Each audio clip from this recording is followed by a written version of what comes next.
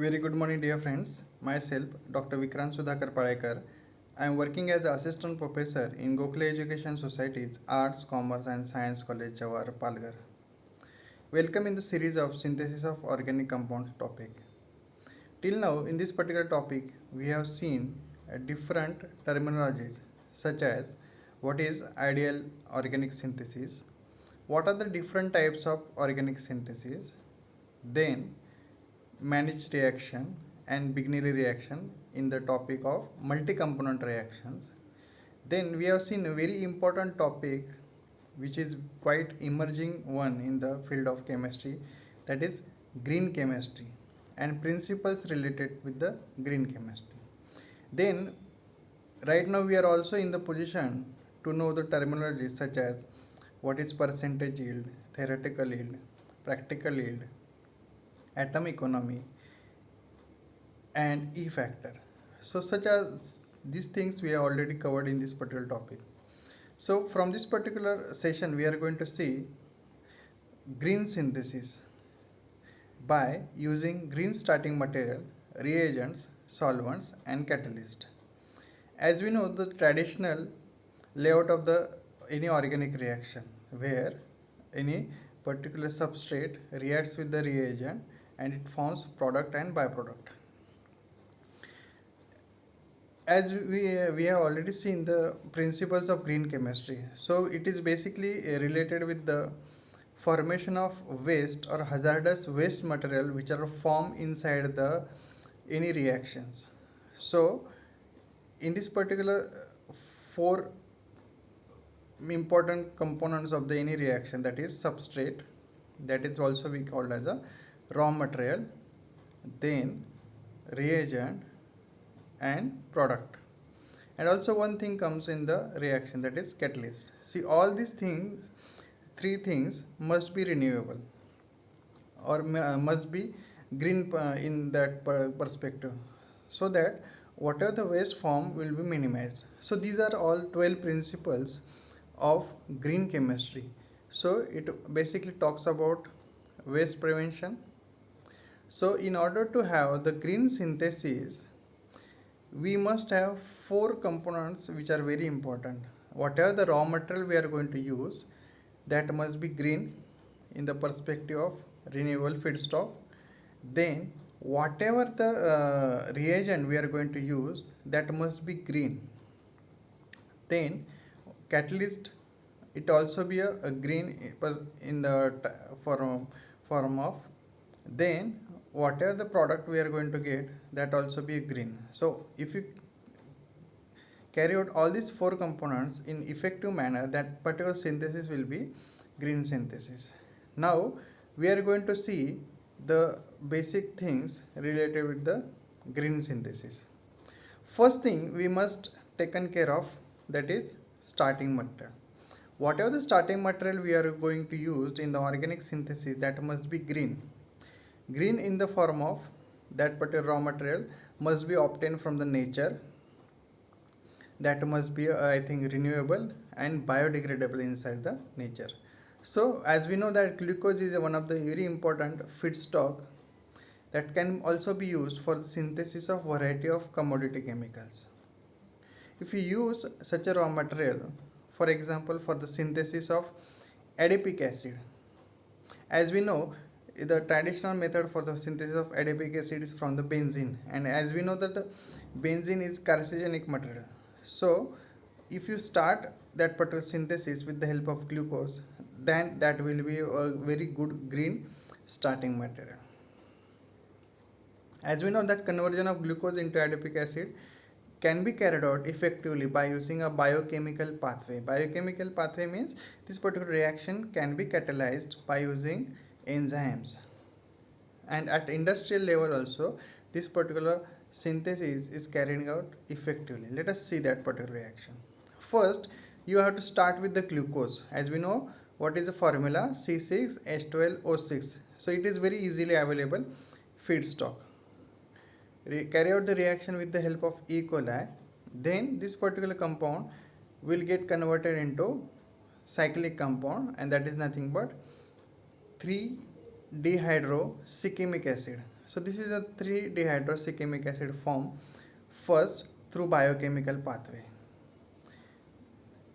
Then again with the help of E. coli we can open this particular chain, this particular carbon carbon bond undergo breakdown, and you get the formation of open chain compound that is being called as a muconic acid. So it will have at both the side COH groups. Then this muconic acid with the help of hydrogenating reagents such as H2PT, it undergo reduction of this carbon carbon double bond and you get the formation of adipic acid. Adipic acid is 6 carbon compound, and as we know that adipic acid is very effectively used as a raw material in the manufacture of nylon 66 fibers. So it is very advantageous to use this particular synthesis of adipic acid from glucose. So that particular synthesis will come under the principle of green chemistry by using green starting material. Then second aspect we are going to see, that is reagent. The reagent whatever you are going to use in the synthesis, that must be green. So green reagent is one that does not produce waste or pollutant when released into the environment, either before or after completion of the reaction process. Reagent whatever we are going to use, that should not produce effluent or waste inside the environment after the reaction is over. So let us see what is the reagent. As we know that conventional reagent for carrying out methylation, for introduction of CH3 groups, we generally use methyl iodide or dimethyl sulfate, and as we know that these are very toxic materials.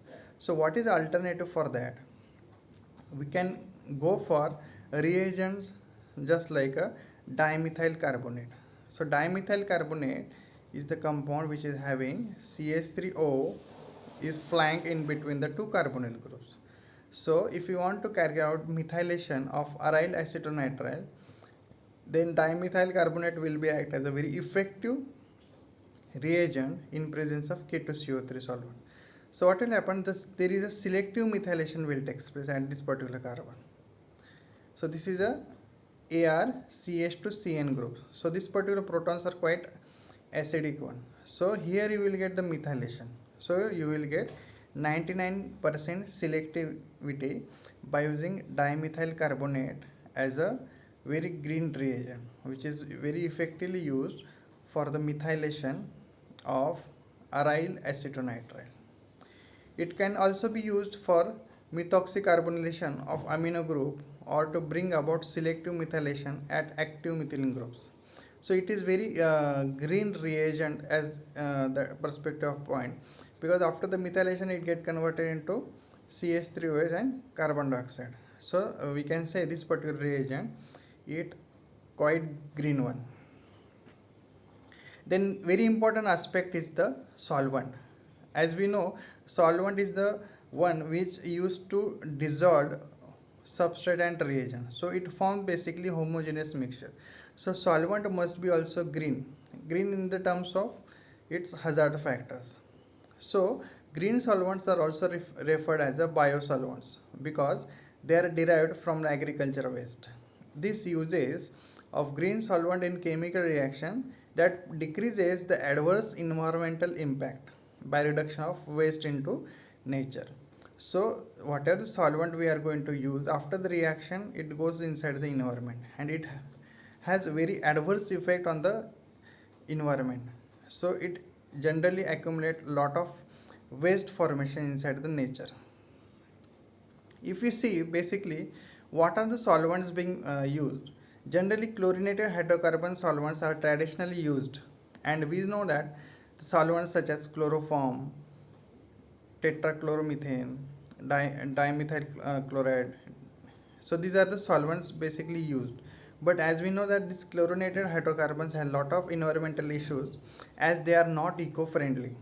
So they are having a lot of hazards issues with their uses. So if you go for such a green solvent such as supercritical carbon dioxide, which is liquid, and basic property is that it is not toxic, not flammable, renewable and inexpensive also. So supercritical carbon dioxide is very good choice as a green solvent. So where can we use this particular solvent? Let us see.